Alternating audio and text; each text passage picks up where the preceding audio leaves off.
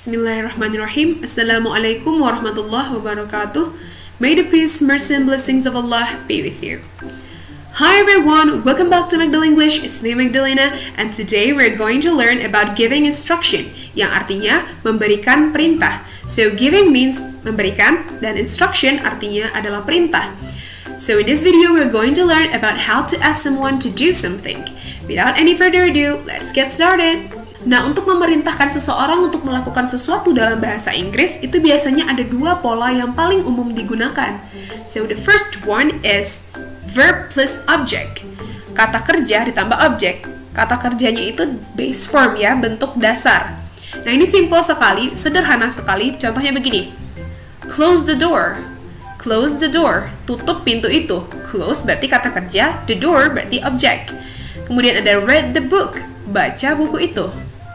Nah, sekarang bagaimana kalau misalnya kalimat perintah itu tidak ada kata kerja di dalamnya, melainkan kata sifat? Cara memerintahkannya bagaimana? Be plus adjective. Jadi be kemudian kata sifat. Contoh, be careful, hati-hati. Jadi careful itu artinya hati-hati. Kemudian be quick. Quick itu artinya cepat, jadi cepatlah gitu. Jadi kalau untuk kalimat perintah yang menggunakan kata sifat, ini polanya. Kemudian yang menggunakan kata kerja, begini polanya. So, kita masuk ke contoh yang lebih banyak lagi agar makin paham ya. Okay, now let's see how to ask someone to do something. Sweep the floor. Sapu lantai ini. Wash your hands. Cuci tanganmu. Iron this uniform, setrika seragam ini. Nah, itu contoh-contoh dari cara memerintahkan seseorang untuk melakukan sesuatu dalam bahasa Inggris.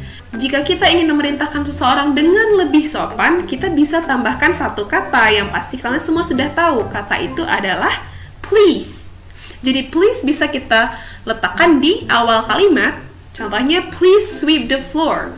Atau di belakang kalimatnya, wash your hands please. Gitu. Jadi kalau kita tambahkan kata please, itu akan terdengar lebih sopan lagi. Next. Nah, sekarang untuk memerintahkan seseorang tapi tidak ada kata kerja di dalamnya. Contohnya, be quiet, our teacher is talking. Tenang atau diamlah, guru kita sedang berbicara. Be polite, he is older than us. Sopanlah, dia lebih tua dari kita. Be brave, I know you can do it. Beranilah, aku tahu kamu pasti bisa melakukannya. Nah, jadi quiet, diam, polite, sopan, brave itu berani adalah kata sifat atau adjectives. Jadi di depannya itu kita tambahkan be untuk menjadikannya kalimat perintah.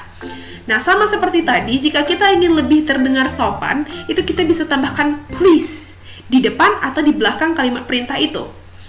Contohnya, please be quiet, atau be quiet please. Please be polite, atau be polite please. Nah, sekarang bagaimana kalau misalnya di dalam kalimat perintah itu ada berupa larangan untuk tidak melakukan sesuatu. Jadi kita diperintahkan untuk tidak melakukan sesuatu. Bagaimana polanya? Don't plus verb yang bentuk dasar. I know a lot of you have heard this word before. Don't. Pasti sering sekali mendengar kata ini. Nah, for your information, don't itu adalah singkatan dari do not. Yang kalau diletakkan di depan kalimat seperti ini, itu artinya jadi jangan. Jadi jangan, kemudian ada verb, kata kerja gitu. Oke, nanti kita akan bahas dengan contoh-contohnya. Kita masuk pola yang kedua. Pola yang kedua itu adalah kalimat larangan, perintah untuk tidak melakukan sesuatu, tapi tidak ada kata kerjanya. Nah, itu bagaimana? Nih, don't plus be plus adjectives. Don't ditambah be, kemudian ditambah kata sifat. Oke, mari kita bahas contoh-contoh dan perbedaannya. Penggunaan don't. Yang pertama, don't forget. Jangan lupa. Don't eat my cake. Jangan makan kueku. Don't cheat. Jangan menyontek atau jangan curang. Oke, perhatikan. Forget, lupa. Eat, makan. Cheat, menyontek, itu adalah kata kerja.